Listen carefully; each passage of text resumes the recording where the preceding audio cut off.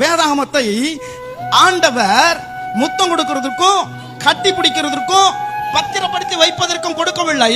இதை வாசிக்கவும், இதை தியானிக்கவும், இதன்படி வாழவும் இதை கொடுத்திருக்கிறார். அல்லேலூயா. இன்னைக்கு சிலருடைய வாழ்க்கை இப்படியே போகுது. காலையில எழுந்த உடனே அந்த வேதாகமத்தை பார்த்துட்டு போனாதான் காசு கிடைக்கும். என்ன கிடைக்கும்? என்ன கிடைக்கும் தெரியுமா? நான் ஒரு இடத்துல போயிட்டு காலையிலே போயிட்டேன், தெரியாம போயிட்டு அந்த கடையில நான் தான் ஃபர்ஸ்ட் வியாபாரம். இந்த ஃபர்ஸ்ட் போனி பண்றது எனக்கு கொஞ்சம் பார்க்கறது பயமா இருக்கும். இயேசுவின் ரத்தம் ஜெயம் சொல்லி தான் ஃபர்ஸ்ட் போனி.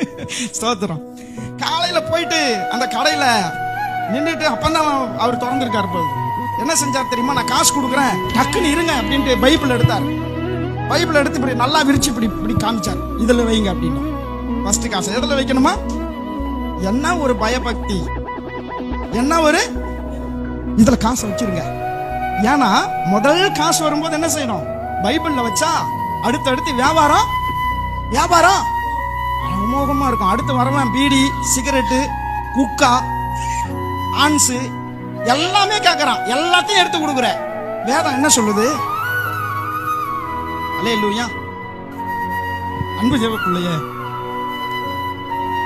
வேதாகமத்தை நான் பத்திரப்படுத்துவதற்காக வைக்க கூடாது. அதை வாழ்க்கையில வாசித்து